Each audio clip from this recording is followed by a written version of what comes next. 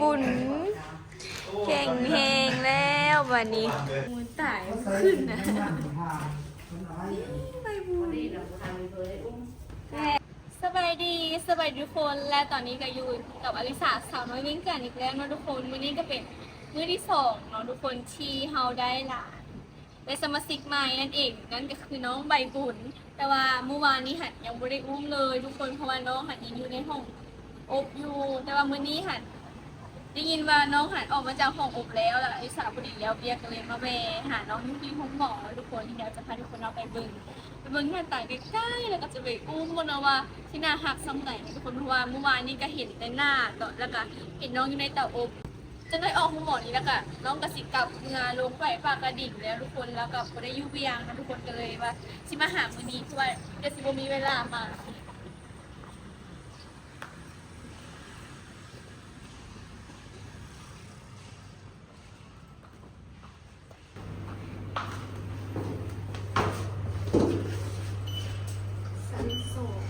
ห้องหมอนี้มีได้3ชั้นนะทุกคนชั้นที่1จะเป็นแบบห้องพักแขกชั้นที่2จะเป็นบอนพักของ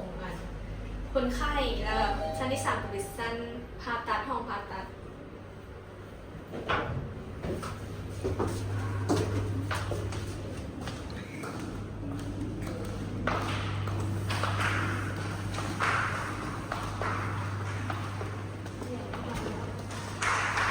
มันกินเดียว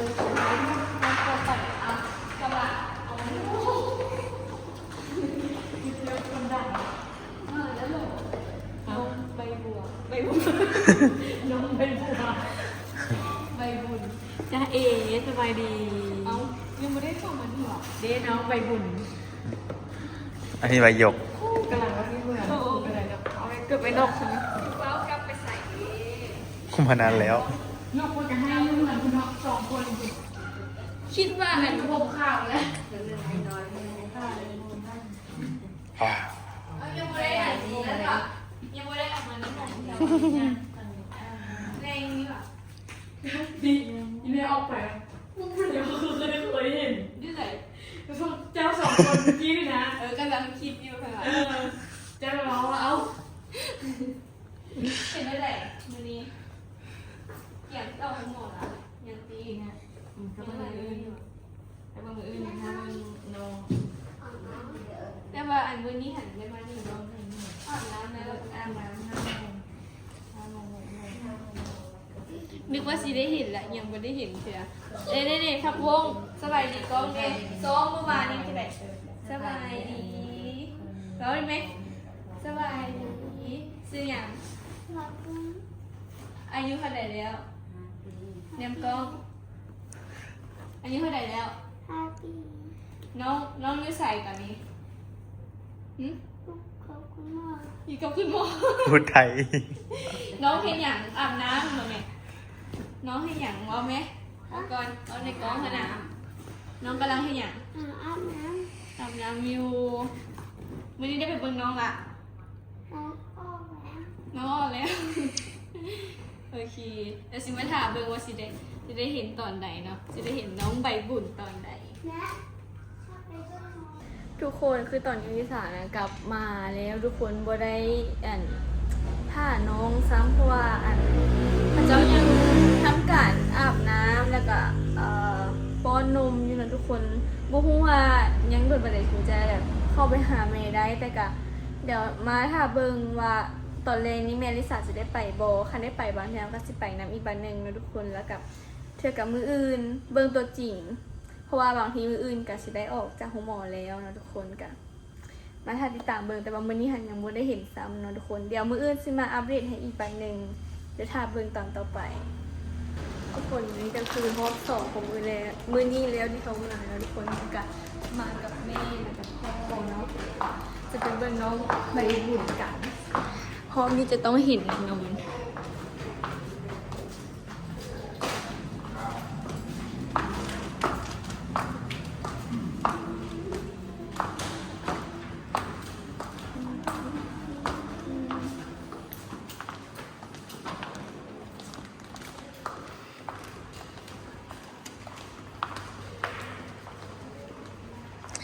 ป ก็ยังบ่ได้เห็นจักเทื่อเลยเนาะยังบ่ได้มา ไม่ได้มาเลย เขาเห็นแล้วแต่เขายังบ่ได้อุ้มจะมาแล้วสบายดีโอ้เอื้อยขึ้นรับไปจะละสลบเป็ดละนี่น้องใบบุญแข่งแหงแล้ววันนี้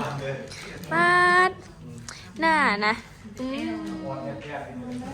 อุ้ยลุย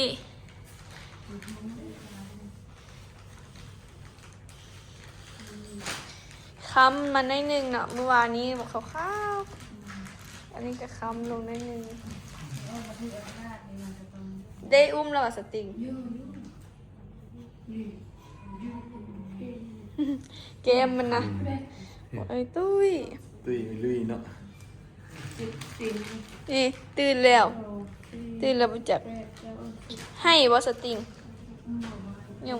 ยังนอนอยู่เต็มมาโอ้ยตอนเป็นเลือดมันก็มีผ่าอนามัยแบบนี้ก็มี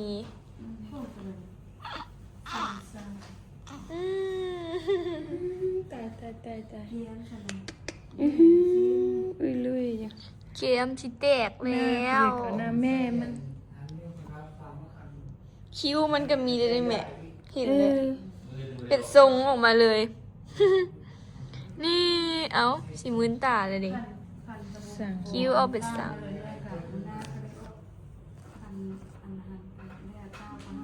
ล้องามเนาะไปล้อเนาะล้อของหมอนี่ช่วงเดือดวิทย์ยังใช้ได้เนาะสบายลูกเมตริงน้ำหนัก3 โล 5ฮะสวานี่วันนี้ว่ะกำลังมาดิกินข้าวละกินกับหยังมาท่ามเราไปท่ามได้ป่ะอันทันนั่นก็เข้าเอาเข้าเลยให้ก่อนอัพกินข้าวก็สบายให้มาจนเมื่อแล้วแทนแต่ยังโทรมาท่ามันไม่อันเลยอยู่อ่ะไม่ได้กี่สิมันจะจ้องท่าเขากี่ก็แห้ง อุ้มได้บ่ ผมเข้าอ่ะไว้เพิ่นเอามาให้อุ่นป่ะ ลืมเอาลงรถเป่ากระถาแล้วว่ะฮะอ้าวให้แล้วโอ้ยให้แล้วบาด ให้ไปให้มันเบิ่งง่ายมาเบิ่งตัวเอง นี่คือคือลูกอีฮันนะอีกี้เซียวมึงนะเนาะแก้มจะนะคือได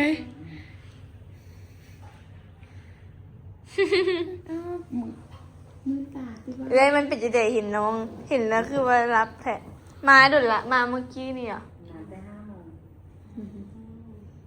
5 โมงอย่างเขาออกไปกับ6 โมงแหละ มาตอน6 โมงลูกออกไปแล้วก็มา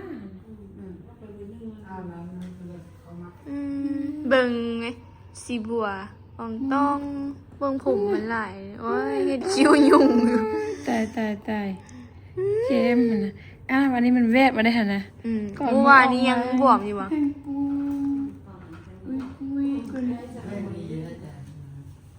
บึดยุบบึดขึ้นอยู่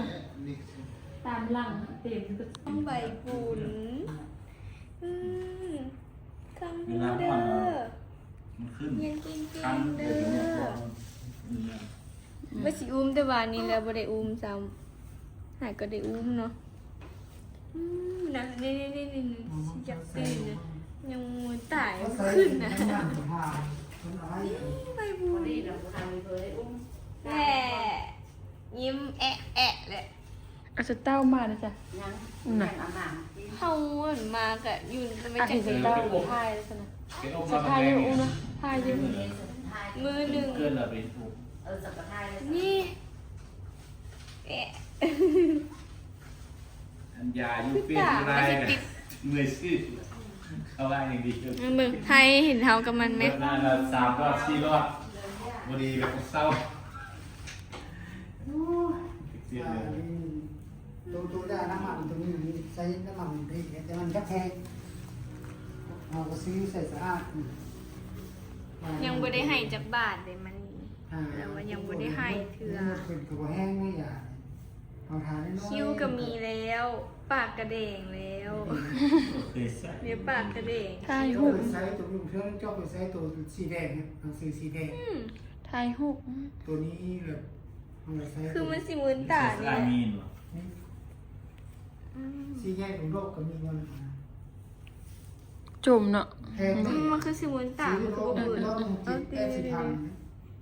เบื้องมีตาติดกันอยู่ ลายบริษัท เดินไอด้ามา ประมาณ50 บ่แม่นเกมมันแบบหลายแล้วแบบจนแบบว่าขึ้นว่าตาพี่นะ แม่ลำพูมา แก้มมันตุ้ยแก้มยุ้ย เอานี่ไปให้เขาเพิ่ม แต่อันนี้มันเป็นอย่างที่ให้เลย เลยแล้วนอนเลยแล้ววันนี้ อยากให้เดือนละเข็ม หลาย คือไผคือไผ ค่าเสื้อ แต่ว่าบ่เห็นคือผักบุ้งตอนเกิดประเด็นเนาะมันบอก เอานี้มาให้เขาตัวนี้มันไม่ได้สร้างเขานะ ไม่เท่าไว้ให้เลย ไม่เท่าตำหูกไม่เท่าลำมาแล้วคือไม่เท่ามือเพชรแล้ววะ คือสีห้องกับบ่ห้อง มันจะประหยัดได้อยู่นะ ต้าไม่ต้าสเปนหรือต้าไม่เท่าซื้อมุมสเปน เป็นลักษณะ คือสีมือตาแล้วก็มือนะ คันจะให้ท้าผมบอกไม้ท้าตลอดเลยวันใดมันคันวันใดมันพุจะให้ท้านี้แล้วมันเอาให้แห้งนะท้านี้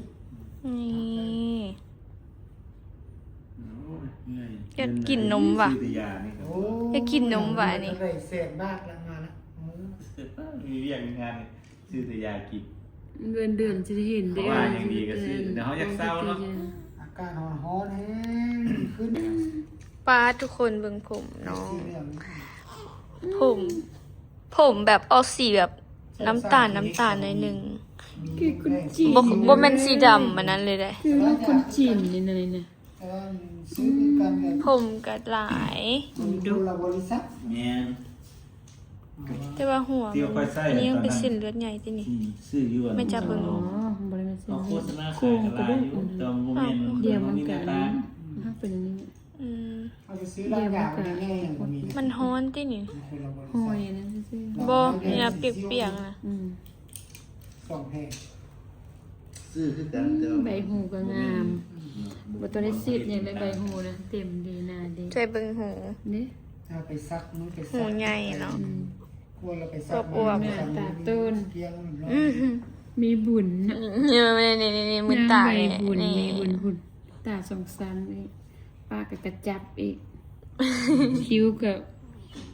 ออเต้าบ่ได้ช่วยแล้วออเต้า บ่ได้ซักแล้ว ซักเมซักก่อนนั้นถือพาแล้วเนาะ นี่ ตอนนี้ตอนน้องใบบุญอยู่กับแม่ ตอนน้องอยู่ใบบุญอยู่กับแม่ หน้าคือกันเลยเห็นบอกเกียมคือกันเลยเกียมใหญ่ๆคือกัน ถามว่าคือหน้าเกียมใหญ่ได้ไผเกียมใหญ่ได้แม่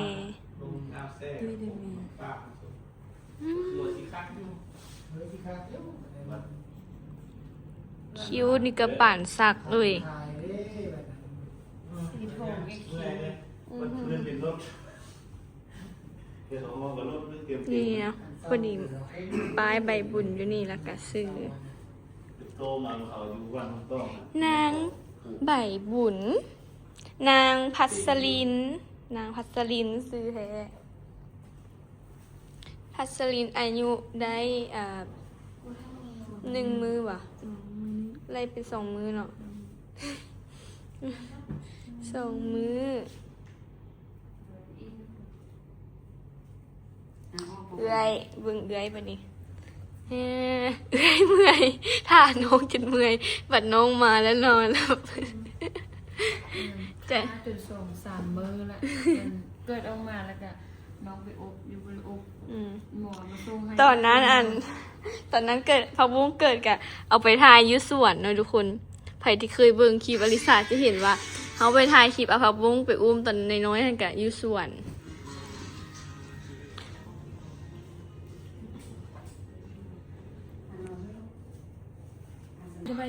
โอ้ยเอื่อยเอานี่ ตอนนี้พักวงตื่นแล้ว สบายดีกล้องเนี่ย สบายดี สบายดีมาเบิ่ง เอาดังได้ไหมเขาเอาคนนี้โตเลย ตอนนี้อันนี้เป็นไผ ทานนั้น ฮะ อาบน้ำ น้องหยัง ดูแล้ว น้องใบบุญ นี่เป็นจะได้เห็นน้องแล้ว แล้วอาปาก เอาฝากหน้าคือไผ เรื่อยๆไปไม่ไปโต นะคือเอื้อยบอก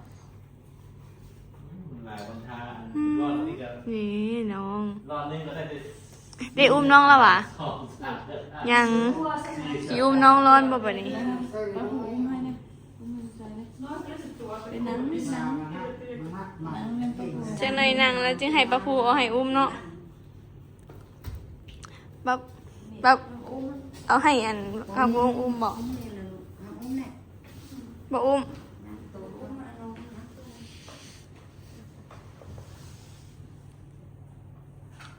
อ้ายตื่นแล้ววันน้ำมืนตาแล้วทุกคนอืมมืนตาก็สิบ่ขึ้นละมันเหลื่อมตาบ่อันนี้ บอ มืนตาบ่ขึ้น มันหักสินั่นเนาะ แก้มมันบังตา มันบาด น้องนาหักบ่ หวย อืม แกได้ไปโรงเรียนแล้วบ่จะได้ชอบเป็นน้องอันนั้นเบื่อเป่าเห็นซ้ำเนี่ยชอบเป็นน้องซ้ำ เป็นไผ่สิเมียนขี่น้องหืมทักวงว่ะ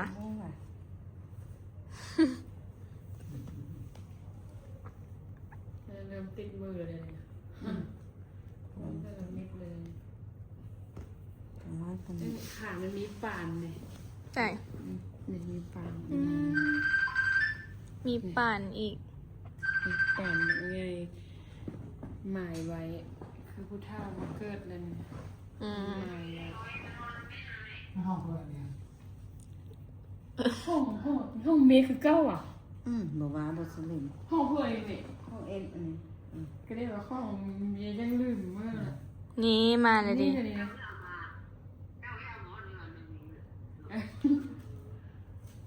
มีป่านเพราะบอ กินนมส่งเมย์ยังเสื้อย่ายังกินไม่ได้ ทุกคนหลังจากคลิปมื้อนั้นที่อลิสาไปยามน้องใบบุญนะทุกคนนั่นก็คือ เป็นน้องของน้องผักบุ้งนั่นเองนะทุกคนก็คือแบบน้องตอน แต่ว่าตอนนี้นะน้องกลับไปที่โพนเจริญแล้วนะทุกคนเดี๋ยวเขาจะไปอัปเดตอีกนะทุกคนเพราะว่าเดี๋ยวอลิสาจะ